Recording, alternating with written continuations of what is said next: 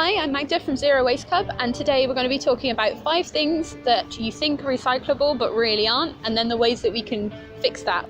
So the first is pizza boxes. The tops of the pizza boxes you can rip off and then put in the recycling, but the bottom part, if it has got oil on it, you need to put in the compost. Another one is glass jars with lids on or with anything in them. If you haven't completely cleaned your glass jar, then it will not be recyclable, and also the plastic lids are not recyclable, so you have to put them separately.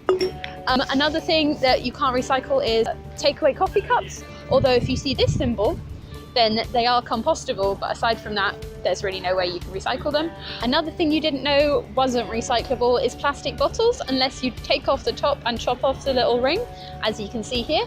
And the final thing that really isn't recyclable, and there is no way to fix that, is polystyrene. So rethink it next time you're getting a polystyrene cup. So those are 5 things you didn't know weren't recyclable, and the ways in which you can make them at least a little bit less wasteful. Follow us for more.